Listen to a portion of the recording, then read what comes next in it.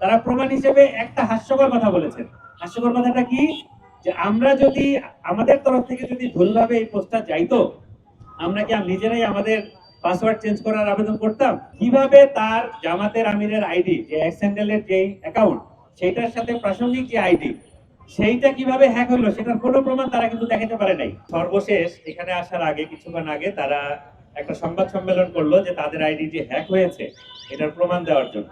তো পুরো সংবাদ সম্মেলনটা আপনারা যারা সাংবাদিক বন্ধুরা আছেন, আপনারা যদি শোনেন, খেয়াল করে দেখবেন যে ওনারা একটা টাইমলাইন বলছেন।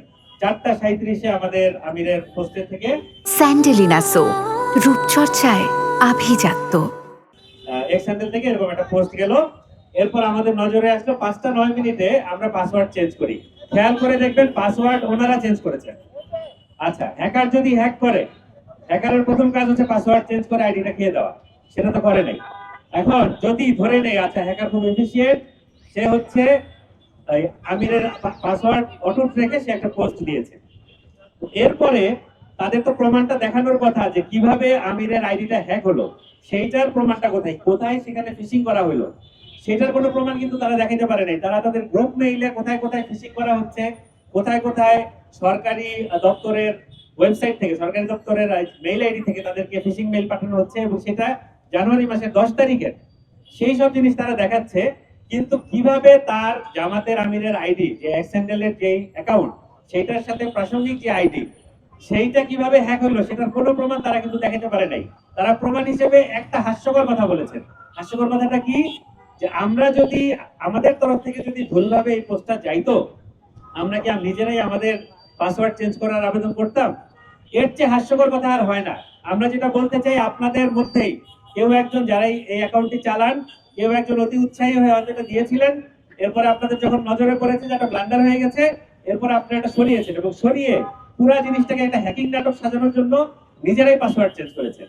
এই যে মিথ্যা কথা বলা ক্রমাগত, আপনারা খেয়াল করে দেখবেন উনি যখন সংবাদ সম্মেলনটা করছেন, ওনারা যে ব্যক্তি উপস্থাপন করছেন সারাক্ষণ তোতলাচ্ছেন।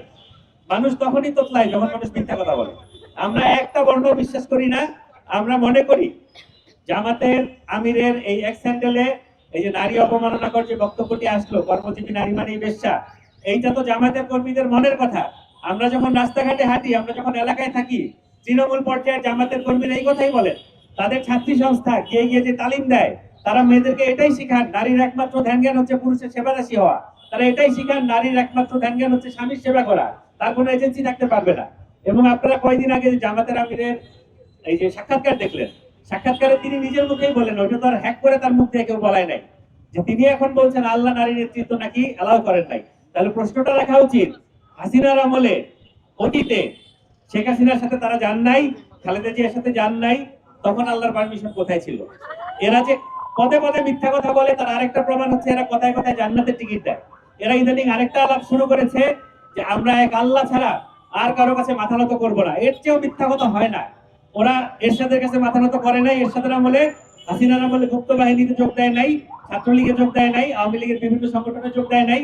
একটা জালিমের দলে যারা যোগ দেয় আল্লাহর কথা বলে, এরপরে তারা যখন এসে বলবে, বা 71 সালে তারা জালিমের কাছে মাথা নত করে নাই, এরপরে তারা যখন এসে বলবে আমরা আল্লাহ ছাড়া কারো কাছে মাথা নত করি না, এরা আসলে আল্লাহকে বিক্রি করে খেতে যাচ্ছে। এদের মতো মিথ্যক মুনাফিকদের শাস্তি হওয়া উচিত। এবং নির্বাচন কমিশনের দায়িত্ব যে এই জামাতের আমিরের এক্স হ্যান্ডেল, এইটার যথাযথ তদন্ত করা, দরকার হলে এক্স কর্তৃপক্ষের কাছে এটার ডকুমেন্ট চাওয়া যে আসলে এটা হ্যাক হয়েছিল কিনা। যদি এই প্রমাণ জামাতের আমির দেখাতে ব্যর্থ হন, এটা অবশ্যই তার বক্তব্য বলে ধরে নিতে হবে, তাকে তো অবশ্যই ক্ষমা চাইতে হবে, এবং নির্বাচন কমিশনকে তার বিরুদ্ধে ব্যবস্থা নিতে হবে।